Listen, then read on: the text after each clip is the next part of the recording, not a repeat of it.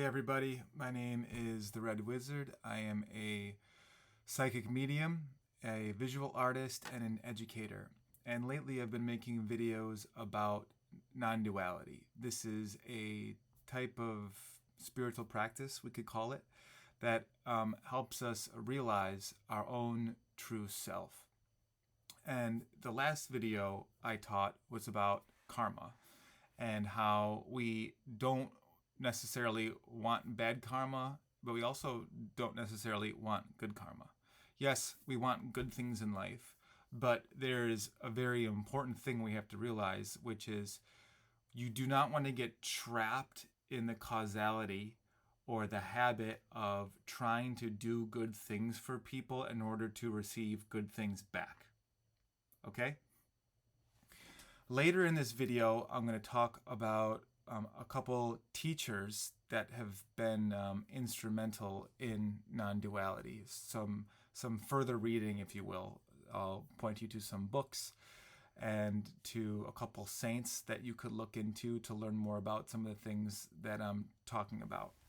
And I did use the word saint because I do consider them to be saints, because these are shining examples of real people who lived real lives, who were on the same planet that you or I are on, that were able to achieve enlightenment, liberation, moksha, or whatever you want to call it.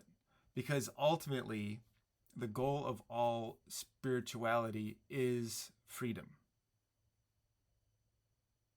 That's why in the last video I warned us about the constant need for thinking we have to do good and be good in order to receive good back. And then when we don't receive good back, we beat ourselves up because we think to ourselves, well, I did this for this person, why aren't they nice back to me? Or I've lived my whole life in kindness and in love, but now I'm sick, or I have a terminal illness or something like that. Your mind and body is always going to be subject to the laws of nature. Okay? What I want to point to today is the part of us that is beyond the laws of nature in a very real and practical way, and that is your awareness. Throughout this video series, I've been telling you over and over again that you are awareness. So let's talk about what that awareness is. I'm a very visual person, so a lot of my existence kind of occurs in this sphere right here, okay? You are awareness. First, that is just pure consciousness. Your identity of who you think you are, what you think you've done, your job, your body, all of these things are secondary to awareness. You cannot experience your body unless you are aware of it. You cannot be a doctor or a teacher or a brother or a wife unless you are aware of it first. So first and foremost, you are awareness. That is the seat of the soul. That is the seat of consciousness. You are pure awareness. That also involves all the things that you experience. Experiences are secondary to awareness. You can't have experiences unless you are aware of them. You are awareness. So what I'm trying to point to here is this metacognition, so to speak. And any of you who are educators, metacognition might be a word that you are familiar with. Now, I don't have a PhD in metacognition, but the way I understand metacognition is this. Metacognition is the part of us that watches ourselves learn, okay? So, for example, you could be engrossed in a very strenuous activity like learning math and doing your math homework. And as you're doing it, part of your brain is so much engrossed. Every single faculty that you have, you're focusing on your numbers and your counting and your arithmetic and however the hell you do math homework, right? Your brain is just, every ounce of juice that it's got is working on that problem learning. But there is that other vantage point that we have that's watching ourselves learn. There's that, even though we're totally engrossed in what we're learning, there's that vantage point that's a little bit farther back, our awareness that's saying, oh, you're not getting it. You're working so hard. Oh, you're a dummy. Or the opposite. Oh, you are getting it. Look at you. So no matter how engrossed we are in something, there is still a voice or a consciousness further back that's watching what you're doing. But wait a second. What's watching that, right? So we have the learning, we're engrossed in our math homework. Then we have this kind of a higher up consciousness, so to speak, that is watching the learning, saying, hey, you're getting it or you're not getting it. Maybe try this instead. But then, whoa, wait a second. There's an awareness even like higher than that, so to speak, that's watching that occur. This seemingly is endless, right? So our awareness is this pure stream of consciousness that we are experiencing the world and ourselves through. So what I'm getting at here is, even though when you're doing the math homework, you think you are, that is you, but as you can see, there's a more subtle version of you that's watching that. Then there's an almost even more subtle version of you, watching you, right? So, you are not the student. You are not the learner. You are the awareness that the student and the learner is occurring in. See what I'm saying? Okay, good. I feel like I finally explained that in a half decent way. I'm pretty proud of myself here. Great. So what we're really talking about again is this subject-object relationship. One of the first videos I made, I said, you never see your own face. And I mean that literally. Here I am, Red Wizard, aka David Scott Myers, is standing here. My whole life, my own eyes have never actually seen my own face. I've seen pictures of it, I've seen it in a mirror, I've seen it in a reflection, but I've never actually seen my own face. Your eyeballs can't see themselves, okay? So automatically that means that in order for consciousness to experience itself, there needs to be another. Subject object. So really it's one in the same thing here.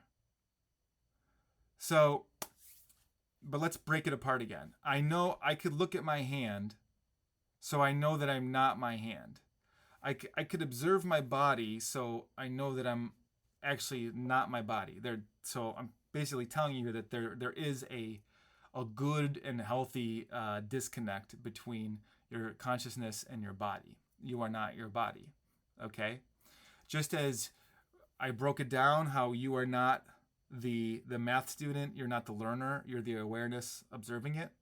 So what I'm really trying to do here is help you align more and associate more with awareness. If we want to be spiritual, we want to identify more and relate more to our awareness rather than the things that are occurring in awareness. Sometimes I'm a learner, sometimes I'm a teacher, sometimes I'm a father, sometimes I'm a lover, right? But these are different states of being that occur in my awareness. Remember, the goal of spirituality is freedom. If I'm always learning, that's a trap. If I'm always a father, that's a trap. That's not freedom.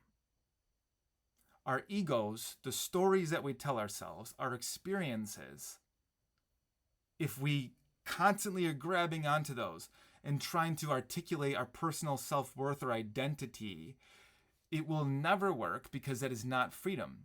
Because your true natural being is spirit.